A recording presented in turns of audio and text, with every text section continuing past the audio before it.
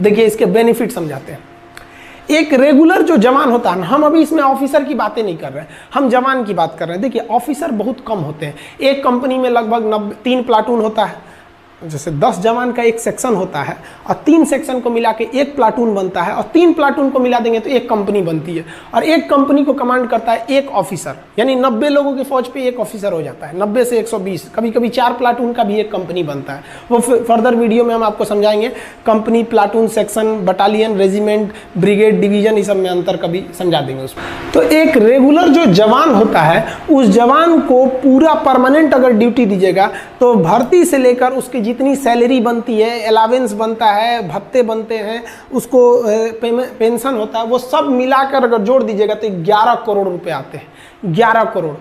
और अगर यही जवान अगर हम टूर ऑफ ड्यूटी के तहत लेते हैं तो 3 साल का है, तो 3 साल में आप उसको कितना अलावेंस दे दीजिएगा, कितना खर्चा कीजिएगा, आप पेंशन का तो बवाले नहीं है, तो टोटल 90 लाख खर्च आएगा। तो हम यहाँ कैलकुलेशन इजी करने के लिए 1 करोड़ लिख दिए, मान के चलिए 1 करोड़ आएगा। तो सोचिए जो रेगुलर जवान है वो 11 करोड़, और जो टूर ऑफ ड्यूटी पे आ रहा है 1 करोड़, यानी एक जवान पर कितना बचेगा, हमको 10 करोड़ बचेगा। दूसरा, ये तो पैसा बच ही गया, दूसरा ये जो फुल समय ड्यूटी करेगा, जैसे मान लीजिए कि हम ही आर्मी में भर्ती हो जाए तो अभी हम अच्छे से ड्यूटी कर सकते हैं, लेकिन 10 साल बाद क्या बुढ़ा जाएगा आदमी, अच्छे से नहीं ना ड्यूटी हो पाएगी, उतने बेहतरीन ढंग से नहीं हो पाएगा जितना कि यंग आदमी कर सकता है। तो इससे डबल फायदा टूर ऑफ ड्यूटी से, एक जवान के पीछे 10 करोड़ बच गया और सेना पूरी तरह जवान है, एकदम यंग है। समझ में आया कि नहीं? तो ये हो गया इससे फायदा। अब देखिए जरा ध्यान से, स्टार्टिंग हम लोग ट्रायल जो करने जा रहे हैं, शुरुआत में हम लोग 1000 सैनिकों को भर्ती करेंगे। तो देखिए बेनिफिट क्या होगा, हम 1000 सैनिकों को भर्ती करने जा रहे हैं। एक सैनिक पर कितना बेनिफिट है, 10 करोड़ का, तो 1000 पर कितना हो जाएगा, उसमें 10 से गुणा कर दीजिए, 10,000 करोड़, 10,000 करोड़ की बचत आ जाएगी। क्योंकि एक सैनिक पर हमारा बचत हो रहा है 10 करोड़ का, तो 1000 सैनिकों पर बचत कितना हो जाएगा, इसमें 10 से गुणा करेंगे तो 10,000 करोड़ का बचत हो जाएगा हम लोग को। अब इस बचत से 10,000 करोड़ से हम आधुनिक हथियार खरीद सकते हैं, आर्टिलरी खरीद सकते हैं, हेलीकॉप्टर खरीद सकते हैं। आप खुद सोचिए ना, 126 राफेल जहाज़ों की ज़रूरत थी, आ कितना रहा है, केवल 36, यानी 90 जहाज अभी कम आए हैं। अब सोचिए हमारे यहाँ पे तो पैसे, हथियार पे पैसे कम खर्च होते हैं, और अपनी की टेक्नोलॉजी उतनी आगे नहीं है जितना होना चाहिए। सेना के क्षेत्र में हम मतलब सेना में जो हथियार बनाना है तो उसमें हम लोग उतना मतलब संतोषजनक विकास नहीं कर पाए। मिसाइल टेक्नोलॉजी हम लोग की आगे है, लेकिन जो हेलीकॉप्टर एविएशन सेक्टर है उसमें बहुत संतोषजनक विकास नहीं हुआ है। अब आप ऐसे अंदाजा लगाइए, 1 रैंक 1 पेंशन जब आया था तो आपको पता होगा ये क्या है 1 रैंक 1 पेंशन, मतलब क्या है समझिए ध्यान से, कि जिस तरह से लोगों की सैलरी बढ़ती है, जैसे जो दरोगा 2010 में था, या जो 1995 में दरोगा की जो सैलरी थी, क्या 2020 में वही सैलरी है? नहीं ना, सैलरी बढ़ रही है। तो 1 रैंक 1 पेंशन में क्या कहना है कि भैया जब सैलरी बढ़ रही है ना तो पेंशन भी बढ़ाइए।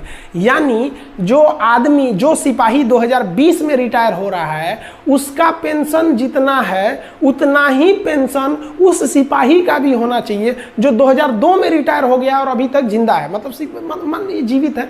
अब आर्मी को तो बहुत यंग एज में ना रिटायर कर दिया जाता है, तो मतलब कहना है कि पेंशन एकदम सेम होना चाहिए। तो इससे पेंशन पे बोझ इतना बढ़ गया है कि आर्मी ना अपने कुल बजट का लगभग 60%, बबुआ 60% लगभग केवल सैलरी और पेंशन में खर्चा हो जाता है।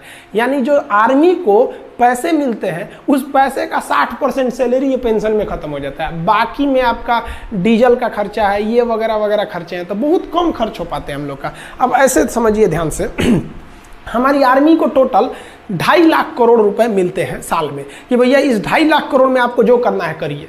अब 2020 का हम आपको बताते हैं, जो 2.5 लाख करोड़ मिले थे हम लोग को, उसका हिसाब देखिए ध्यान से यहाँ पे कैसे है 2.5 लाख करोड़ का 2020 में। उस 2.5 लाख करोड़ में से 1,33,000 करोड़ हम लोग पेंशन देने में खर्च कर दिए, यानी लगभग आधा खर्च कर दिए पेंशन देने में, 1 रैंक 1 पेंशन का पेंशन पे। और हथियार कितने का खरीदे, 1,20,000 करोड़। आप अगर इसको जोड़िएगा तो लगभग 2.5 लाख करोड़ आ जाता है।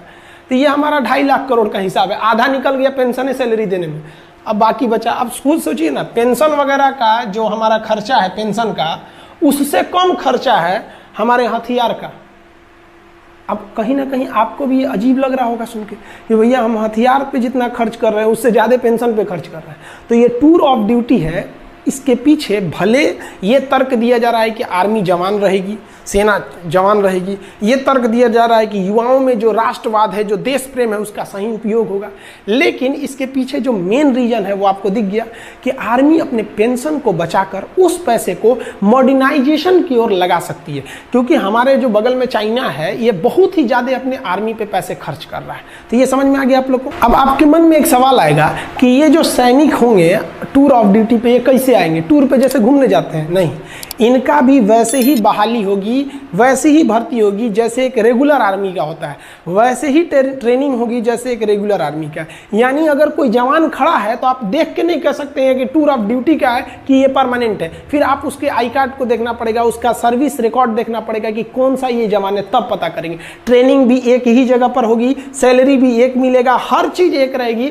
फर्क बस ये रहेगा कि भैया आपको 3 साल पे रिटायर कर दिया जाएगा बस, अब और पेंशन नहीं दिया जाएगा। भर्ती सेम होती है। आप आर्मी की भर्ती देखे होंगे, हमारे देश के जितने युवा जवान होते हैं वो दौड़ लगाते हैं, वो लोग 4 मिनट में 1600 मीटर दौड़ लगा के वो दौड़ लगाते हैं। फिर जो प्रोसीजर होती है उनका, वो उस प्रोसीजर के बाद वो लोग सेलेक्ट होते हैं, और सेलेक्ट होने के बाद तब वो कहाँ जाते हैं? आर्मी में जाते हैं। सबका पैरामीटर सेम रहेगा। आर्मी में अगर वो चले जाते हैं तो आप नहीं कह सकते हैं कि इनमें से कौन सा जवान टूर ऑफ ड्यूटी का है और कौन सा जवान हमारा मतलब परमानेंट है। तो सब का सब क्या रहेगा? एकदम सेम रहेगा। आप समझ में आ गया आप लोग को कि ये टूर ऑफ ड्यूटी मेनली किसके लिए किया जा रहा है कि भैया हम अपने पेंशन पे हो रहे खर्च को कंट्रोल कर सके और अपनी सेना को मॉडर्न टेक्नोलॉजी दे सके। जैसे हमारे सैनिकों का बैलिस्टिक हेलमेट नहीं रहता है, इंफ्रारेड रिकॉग्नाइजर नहीं रहता है, अभी भी हम लोग इंसास राइफल लेके चल रहे हैं लोग। तो ये सब चीज़ें, आर्मी की जो बूट होती है वो काफ़ी हैवी होती है, वजन में बहुत भारी होता है। अभी कई ऐसे बूट आ गए हैं आर्मी के पास, जैसे अमेरिकन सोल्जर का दिखेगा तो बूट बहुत मजबूत रहता है, जूता, और भारी नहीं रहता है। हमारे सैनिकों का बूट मजबूत है लेकिन भारी है। तो भैया उसके लिए क्या चाहिए? पैसे चाहिए।